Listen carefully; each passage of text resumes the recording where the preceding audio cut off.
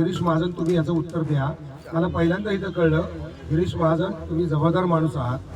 माझी तुमची काही वैयक्तिक दुश्मनी नाही आणि दुश्मनी आली तरी मला काही फरक पडत नाही. झाडाच्या बाबतीत मी मारण घेण्यात आता अशी झाडं तोडली आणि हे शासनाने जरा चुकी केली, चुकून त्याच्यावरती पोल्या मारल्या, माफ नाही. तुम्ही आम्ही ही जरा छोटी छोटी झाडं काढतोय, माफ नाही. झाडाला आणि काशीत कुणी लावलं काय, लेडीची डिया कुणी लावला काय आणि सुबाबळ कुणी लावली काय, ही यांचीच पाप आहे. आता यांची म्हणजे ही आपलीच माणसं आहेत ना, पण आपल्याच भावाला किंवा ह्याला झाडाच्या बाबतीत माफ नाही कोणीही. आणि महाराष्ट्रातल्या सगळ्या जिथं जिथं म्हणून झाड तुटलं जाईल त्या सगळ्यांना मी सांगतो की झाड तुटू देऊ नका. झाड म्हणजे आपलं आईबाप आहे. आता आमच्या आईबापांवर जर तुम्ही हल्ला केला तर आम्ही गप्प बसणार का? त्यामुळे कोणालाही माफ नाही. कुठे झाड तुटू देता कामा नये. आणि स्पेशली मला तर आता काल कळलं की इथं एक्झिबिशन सेंटर आणि ते करायचं आणि ती 30-35 वर्षाचं हे केलं. आता गिरीश महाजन तुम्ही याचं उत्तर द्या.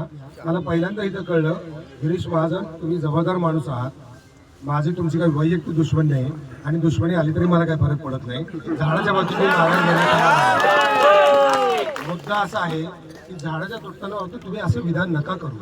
इथं जी ऑर्डर काढली 14 नोव्हेंबरला, जिथं 30-35 वर्षाचं ॲग्रीमेंट तुम्ही इथं टेंडर काढले ते द्यायला निघालं, तर कुठला साधुग्राम कुठला काय म्हणतात त्याला, नाही ते दर 12 वर्षांनी होतं कुंभमेळा. आता कुंभमेळ्याचं आपल्याला माहीतच नाही हो, पण मला माहीत आहे जगात कुठलाही सेलिब्रिटी नाही, जगात एकच सेलिब्रिटी आहे, तो झाड आहे.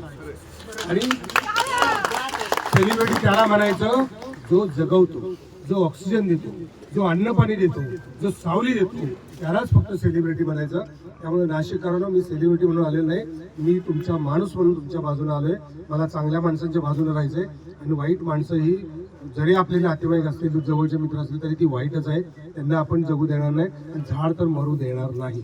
एवढंच आहे. या प्रशासन म्हणतं की आम्ही पहिले इथे साधुग्रामसाठी जागा करणार होतो, त्याच्यानंतर आज प्रशासनाने कुठलंही डॉकेट रिलीज न करता सुनावणी घेतली. ही बेकायदेशीर सुनावणी होती, सगळ्यांना मान्य झालेलं आहे. त्याच्यानंतर जेव्हा पत्रकार बांधवांनी त्यांना प्रश्न विचारले की नेमकं तुम्ही करताय काय, तर त्यांनी आम्हाला सांगितलं की आम्ही फक्त छोटे मोठे झुडपं काढणार आहोत, 10 वर्षाच्या खालची झाडं काढणार आहोत. त्याच्यानंतर ते पुढे म्हणाले की आम्ही फक्त तेवढंच करणार आहोत आणि साधू संतांची